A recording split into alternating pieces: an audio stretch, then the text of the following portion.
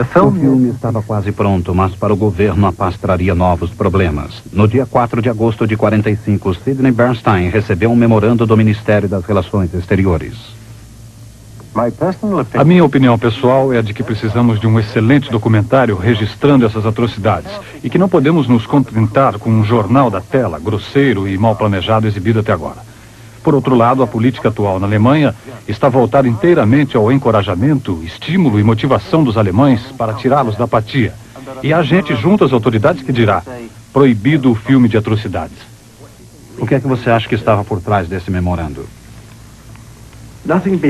Nada havia por detrás disso no sentido de algo profundo ou misterioso, ou de alguém querendo sabotar o empenho nacional.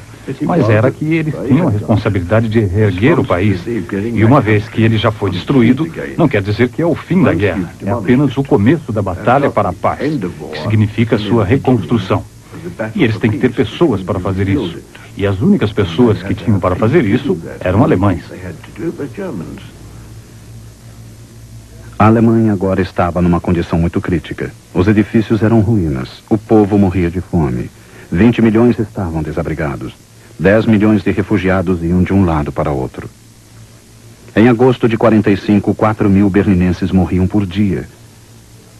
O governo militar inglês estava muito mais preocupado com esses problemas do que com a exibição de um filme de atrocidades. Lord Annan, naquela época tenente-coronel Noel Annan, era membro da comissão inglesa de controle situada em Berlim. Quer dizer, havia muita competição entre os oficiais do governo militar quanto à limpeza dos escombros, ao funcionamento do sistema de esgoto, em colocar os refugiados em campos ou em orientá-los no caminho a tomar. E geralmente conseguir tirá-los do seu crais e colocá-los no de outro. Havia tudo isso.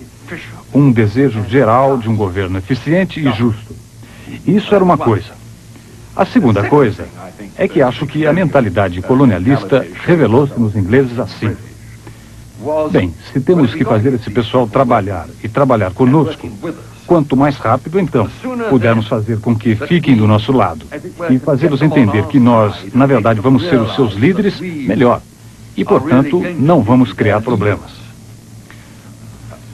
O governo militar inglês, evidentemente, estava interessado em fazer o país funcionar, enquanto que eu, no departamento político, estava interessado na desnazificação e de me encontrar com oficiais do governo militar e dizer para eles: sinto muito, mas o seu prefeito tem que sair.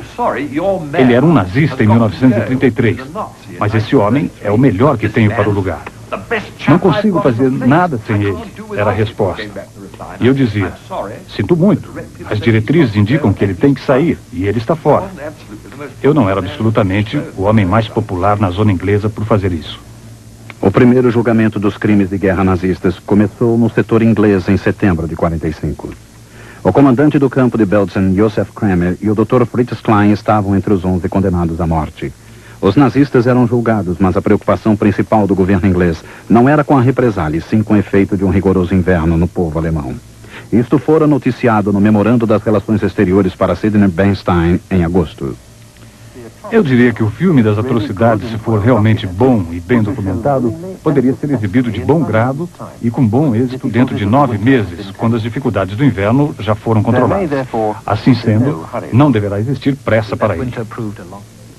Aquele inverno demonstrou ser muito demorado. A Alemanha finalmente saiu dessa espécie de caos, mas estava dividida entre o Ocidente e a Rússia. Logo haviam outros motivos pelos quais o filme não seria exibido na parte ocidental.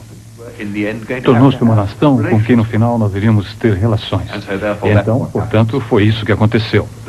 Toda aquela ideia de que a culpa coletiva de todo o povo alemão deveria ser entregue a eles em 48 ou 49 era impossível nos termos em que foi planejado em abril de 45. Assim é a vida. Você acha que o filme devia ter sido exibido naquela ocasião? Naquela ocasião, para os alemães. Então você discordou do memorando que lhe enviaram? Eu não gostei muito.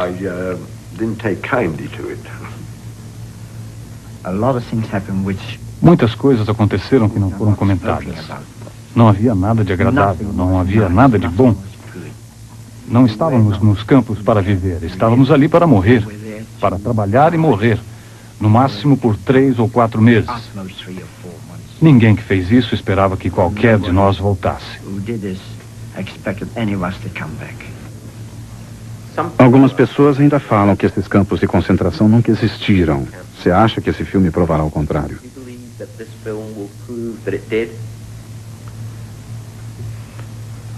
Acredito que sim. Mas se não conseguir, será um fracasso horrível. Seria muito triste. Mas se conseguissem reunir todas essas pessoas que pensam assim dentro de uma única sala e exibir o filme para elas, poderá alcançar seu objetivo.